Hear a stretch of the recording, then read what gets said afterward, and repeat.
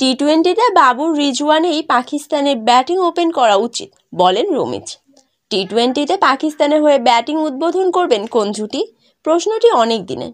এ নিয়ে আলোচনা হয়েছে অনেক, তবে সমাধান মিলছে না।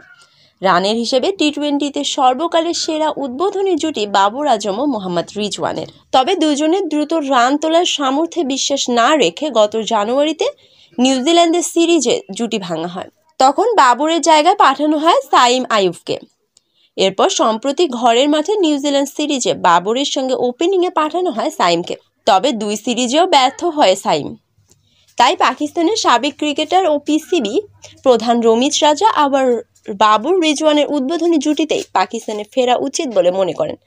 পাকিস্তানের হয়ে টি-20তে সবচেয়ে বেশি 51 বার ইনিংস উদ্বোধন করেছেন এই বাবর রিজওয়ানেই।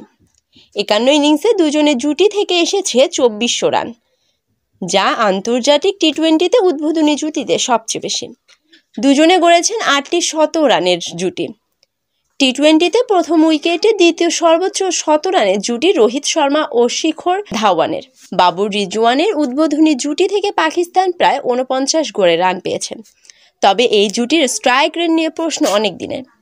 সে কারণেই বাবর অধিনায়কত্ব থেকে সরার পর নিউজিল্যান্ড সিরিজে বাবরের জায়গায় সাইমকে ওপেনিংয়ে পাঠানো হয়। সিরিজের প্রথম ম্যাচে 8 বলে 27 রান করা সাইম পরের 3 ম্যাচে হয়েছেন ব্যর্থ। সম্প্রতি শেষ হওয়া নিউজিল্যান্ড সিরিজও ভালো করতে পারেননি। 4 ইনিংস ব্যাট করে তিনি করেছেন যথাক্রমে 4, 32, 20 ও 1।